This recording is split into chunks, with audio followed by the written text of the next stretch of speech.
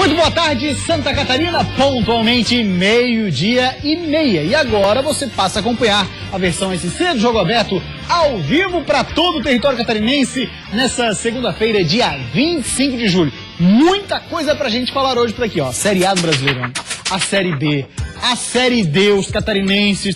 Rapaz, que boa participação do Inter de Lages, hein? Também vamos falar da terceirona do estadual e da segundona do Campeonato Catarinense. Então fique conosco até 1 da tarde, o assunto por aqui é apenas um só.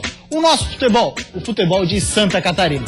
E a gente começa falando da Série A do Campeonato Brasileiro. Tivemos rodada sendo aberta no sábado, 16ª rodada, com o Figueirense empatando lá na Arena Corinthians. Figueirinha garfado, hein? Daqui a pouco eu vou ouvir o polivalente. Corinthians 1, Figueira também 1. No domingo, bela vitória da Chapecoense, 2-1 sobre o Botafogo. O Johan fez um golaço nesse jogo aí. Com isso e com os outros resultados, a classificação da Série A do Brasileirão tá assim. A gente começa pelo G4.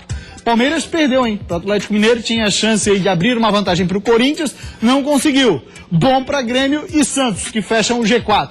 Virando a página, nós temos a classificação dos catarinenses. A Chapecoense subiu mais um pouquinho. Está na 10ª posição. O Figueirense segue no Z4 e na 18ª posição, mesmo tendo somado 1 ponto. E comigo aqui no estúdio está ele, o polivalente Cláudio Miranda. Boa tarde para você, Claudinei. E eu já vou dizendo, o relógio é cruel, 1 minuto na tela e fale da Série A pra gente, por favor. Começando com o jogo de São Paulo, onde Corinthians e Figueirense se enfrentaram.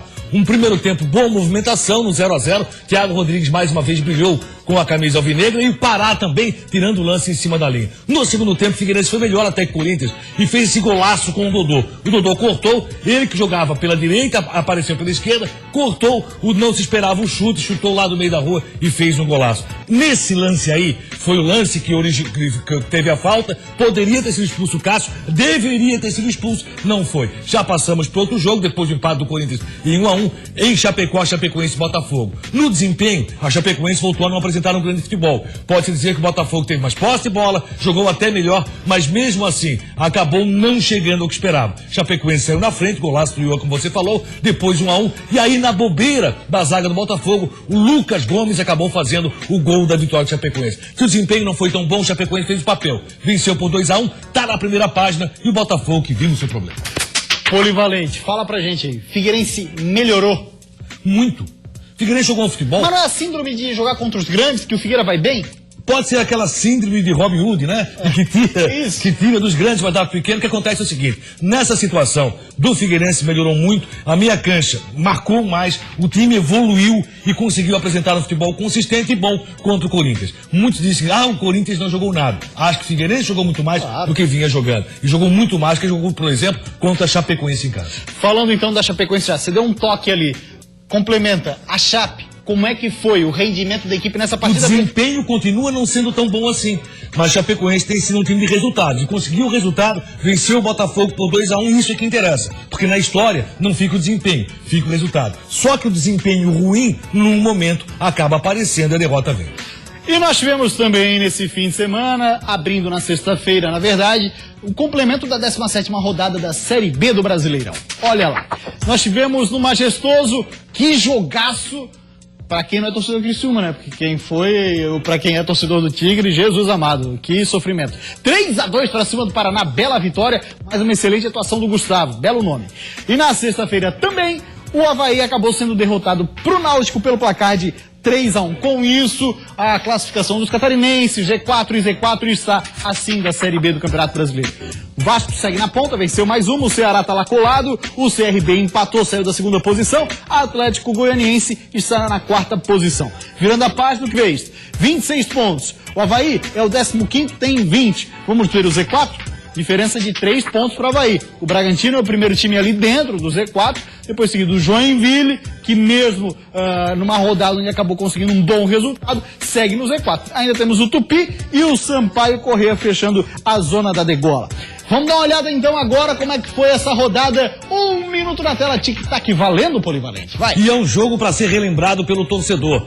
Até porque acabou errando demais o time do Avaí e na escalação o próprio técnico Silas. O que aconteceu? Deu chances para que o Náutico saísse na frente com muita facilidade, abriu 2-0, tinha tudo o Náutico para fazer mais, chegou a fazer o 3-0 e acabou tomando o gol. Não deu para entender a escalação do técnico Silas, não deu para entender o que iria com o Tocha em campo, não deu para entender o time do Avaí. Agora, esse sim é jogo para não ser esquecido. O jogo de Criciúma, um jogaço.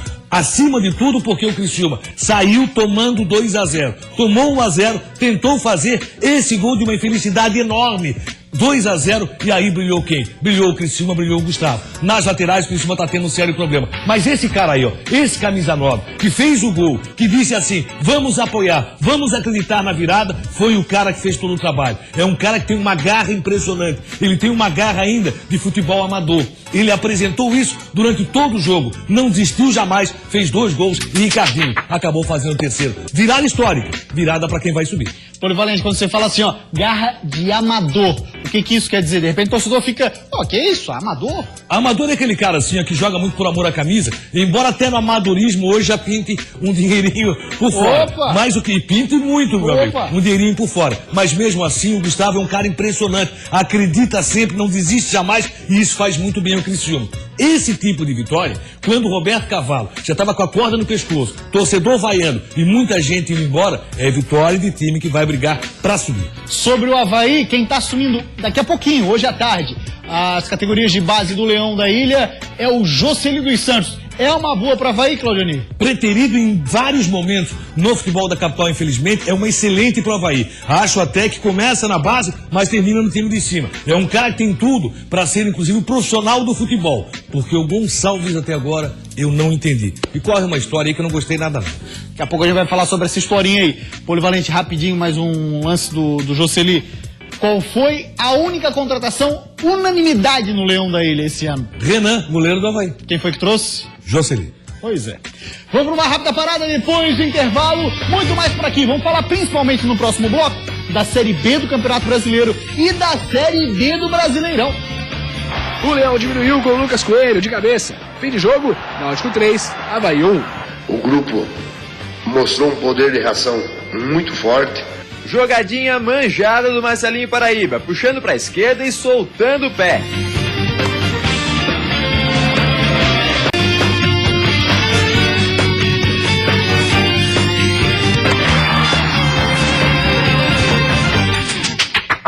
Meio-dia 40, Polivalente, tem recado para mandar aí? Tenho sim, eu quero abraçar o pessoal lá de Balneário Camboriú, o Pablo Carlos, torcedor alvinegro, que estava indignado com o que aconteceu contra o Corinthians. Um grande abraço, Carlos, obrigado pela audiência, e também o Cláudio, rapaziada dos pastéis lá de Camboriú. Pablo, Carlos e Cláudio, um abraço, obrigado pela audiência aqui no Jogo Aberto SC. Grande abraço pro Pablo, pro Carlos e para o Cláudio, muito obrigado pela audiência, Balneário Camboriú, a gente sabe que tem uma audiência muito bacana por lá. Falar do Joinville agora, tá chegando um jogador novo, hein? Bruno Farias. O moço é meio atacante, a ficha técnica dele está aqui.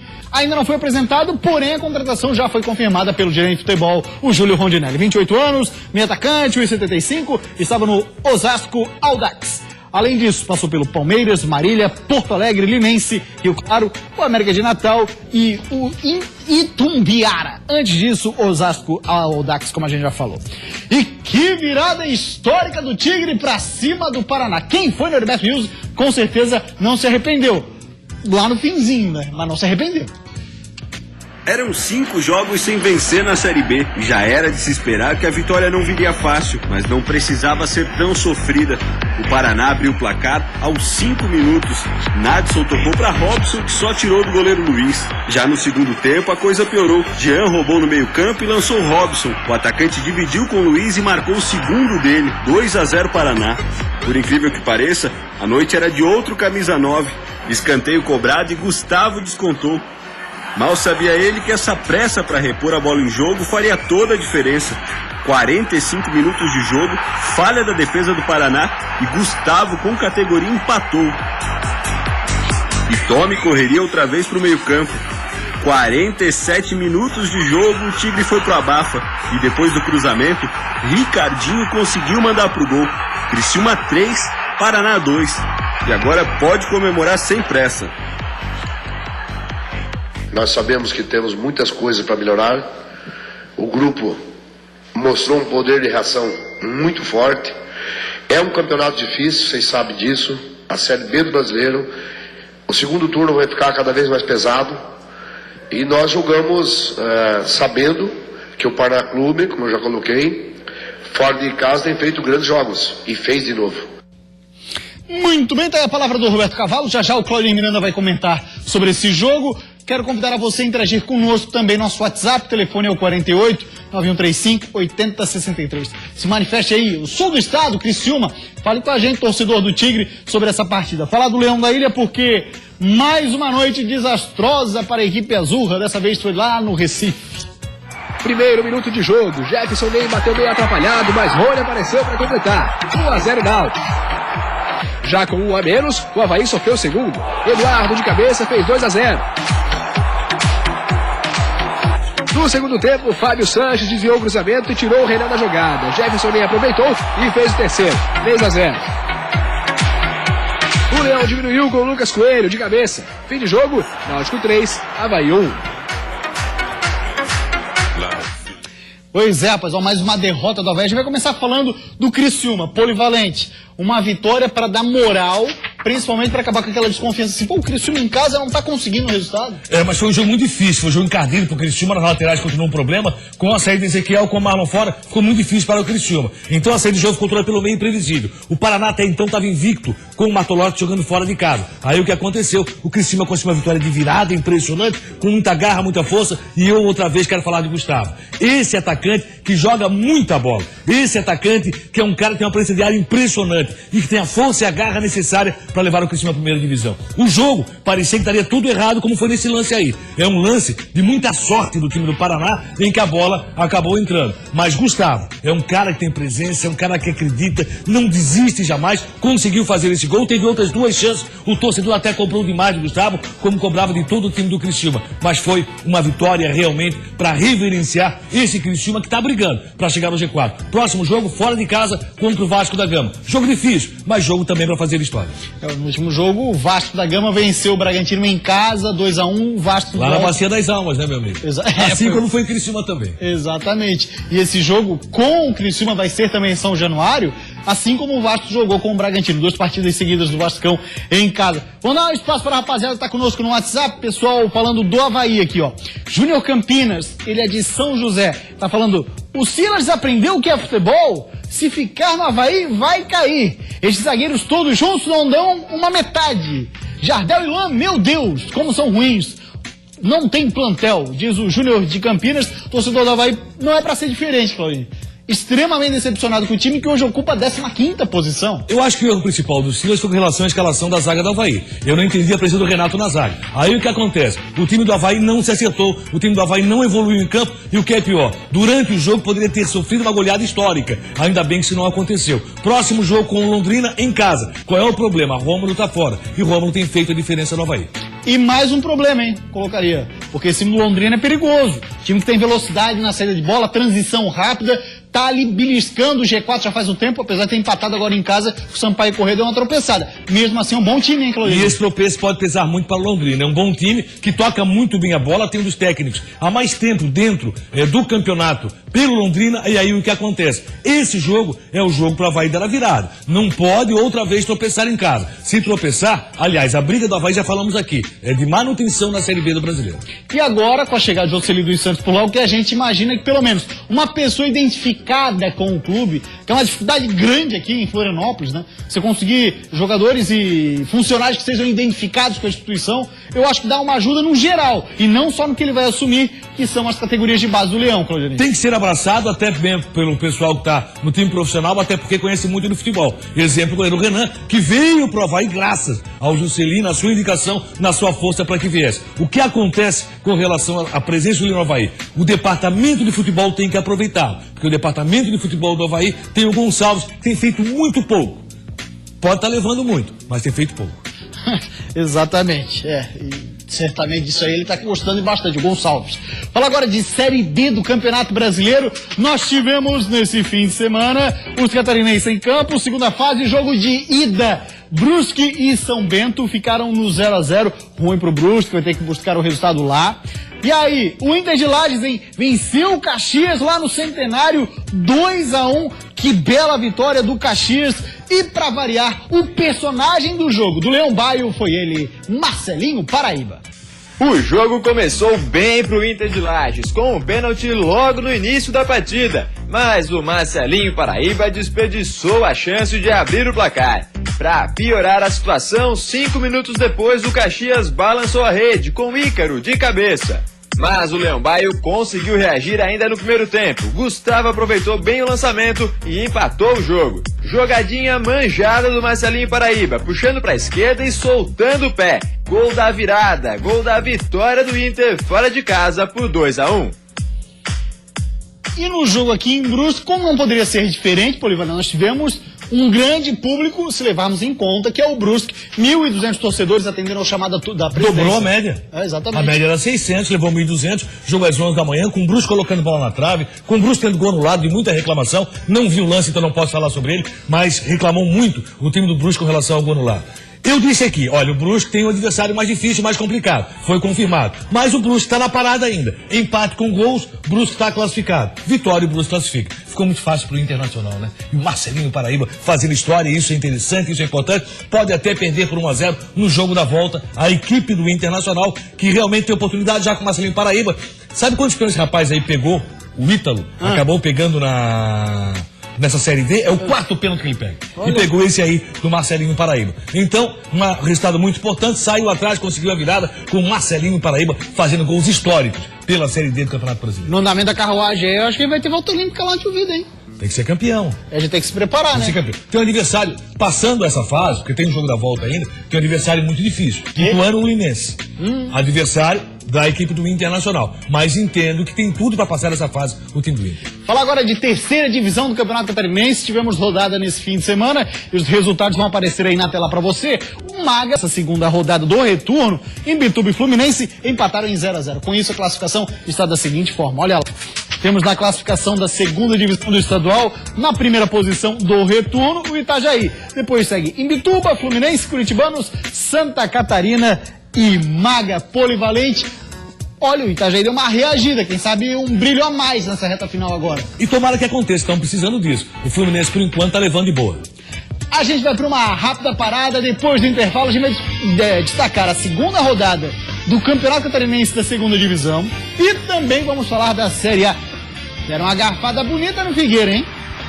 E a chance para matar o jogo também veio nos pés de Dodô, que foi driblar Cássio e sofreu falta violenta. E eu acho que esse lance capital nos tirou a vitória. A gente tem que reconhecer, no futebol nem sempre se joga melhor que o adversário. Botafogo foi melhor. Isso é jogo aberto SC.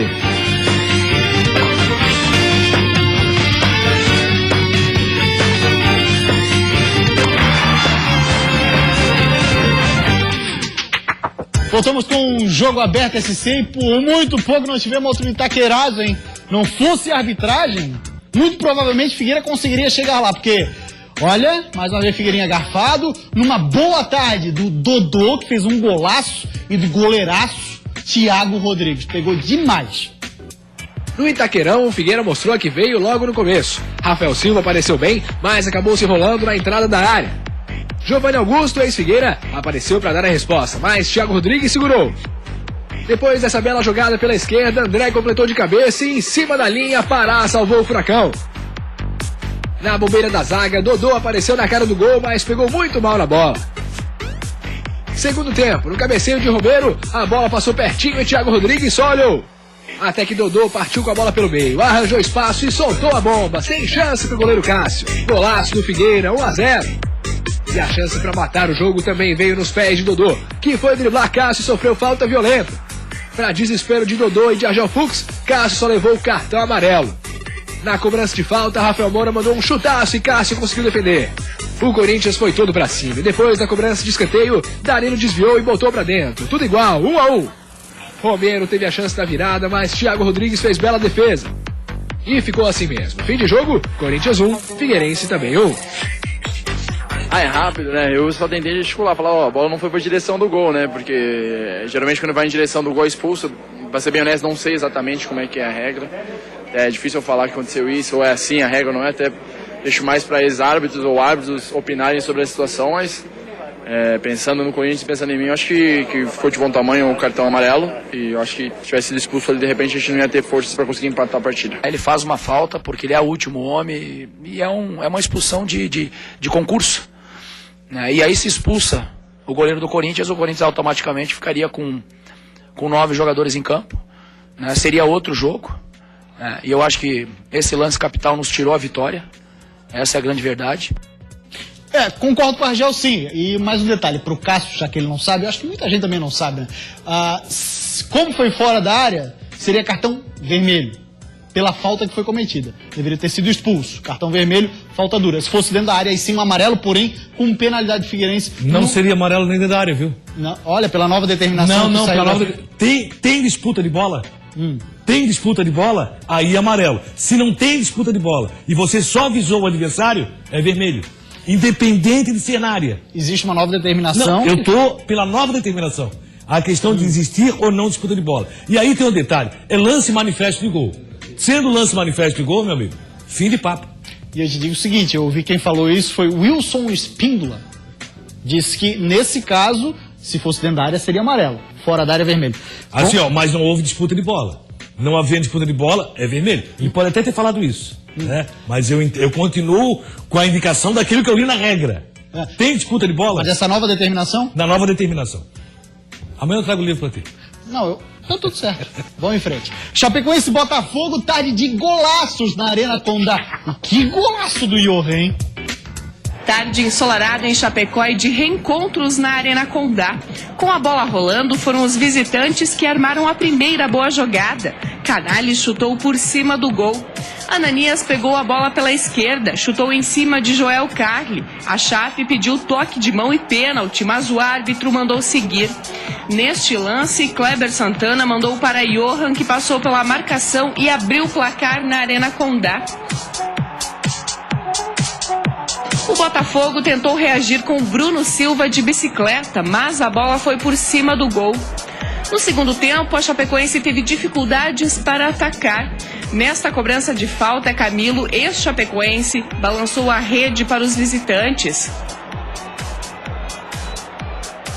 Não demorou muito e Lucas Gomes fez o segundo para o Verdão do Oeste Catarinense, decretando o placar final na Arena Condá. Chapecoense 2, Botafogo 1.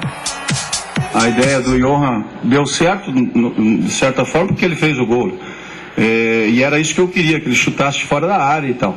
Mas o adversário, a gente tem que reconhecer, no futebol nem sempre se joga melhor que o adversário. O Botafogo foi melhor. Grande parte por tudo isso que eu falei aqui, pela parte física, pela energia, pelo lado emocional. Os caras estão mais descansados. Pois é, e aí, indo de encontro à opinião do Claudionir Miranda, dizendo que, de fato, a Chapecoense não jogou bem contra o Botafogo. O desempenho da Chapecoense nos últimos jogos não tem sido bom. A Chapecoense tem conquistado pontos importantíssimos, interessantíssimos, sem jogar bem. Tem que tomar cuidado com a sequência. E o Figueirense polivalente, a gente não chegou num consenso. Há uma interpretação. Independente, assim, ó, teria que ser expulso naquele lance. Ponto. Certo? Vamos esquecer a questão da área. Teria que ser expulso. Certo. Com 2 homens a menos, seria com 9, porque já tinha feito alterações no time do Corinthians, o Figueirense teria tudo para ganhar o jogo. Iria ganhar, é outra história. Não sei se iria. Mas a regra não foi bem vista. Vai acontecer o inverso com o Figueirense? Pode ser. Que também o Figueirense venha a ser beneficiado em um lance pela arbitragem, como já foi em alguns momentos. Só para deixar clara a divergência de opiniões, na tua interpretação foi uma, na minha outra. Sim, e a interpretação do árbitro foi outra também, daquele lance. Mas, claro, ali tinha que acontecer a expulsão. Ali era expulsão. E se fosse dentro da área, pra mim era amarelo, porque era vermelho. Sim, porque pra mim não houve disputa de bola. A bola tava fora já. O Dodô já tinha colocado a bola no outro setor. Pra mim, que eu li da outra regra, se fosse pra disputar a bola, seria amarelo. Sim, eu também li da determinação nova. Se fosse pra disputar a bola, o Cássio teria que ir atrás da bola e não foi. Ele só visou o jogador. Então seria pênalti com expulsão. Pra mim, sigo com a minha convicção. Se fosse dentro da área, né? Isso. Nesse caso aí, nós concordamos, seria expulsão. Vamos falar agora de segunda divisão do Campeonato Catarinense, resultados na tela. Rapaz, situação delicada do Marcílio Dias, hein? Jaraguá perdeu pro Operário Mafra 1-0, Marcílio perdeu pro Barra 2-0, Concórdia também perdeu em casa pro Almirante Barroso. Aí Porto e Juventus, 1-1. Ercílio Luz e Atlético Tubarão, vitória do Atlético 2-0. E a gente acompanha agora como é que foi essa vitória do Operário Mafra. O Jaraguá começou sofrendo pressão do Operário. Riber recebeu a bola na frente, mas aí não soube o que fazer com ela. Paulo Henrique tentou dar a resposta no Jaraguá, só que pegou fraco na bola. E não era o dia do Paulo. Na cara do gol, mandou por cima. Até que o Operário foi mais eficiente. Depois do chute cruzado, Tardelli apareceu para completar e fazer 1-0 Operário. O Jaraguá tentava um empate na base dos levantamentos para a área, mas nada de gols. Terminou assim, Jaraguá 0, Operário 1. Rapidinho a classificação da segundona do estadual, que tá assim, olha lá, na primeira posição, apenas 2 rodadas, né? Almirante Barroso, depois Operário Mafra, Tubarão, Barra e Jaraguá. Aí vira a página, a decepção, tá o Marcílio Dias na lanterna.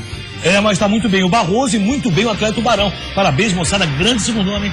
É isso aí, um grande abraço pra você, o Jogo Aberto SC de hoje ficar por aqui. Lembrando que a gente volta amanhã, ao 12:30. Tchau, gente, até amanhã.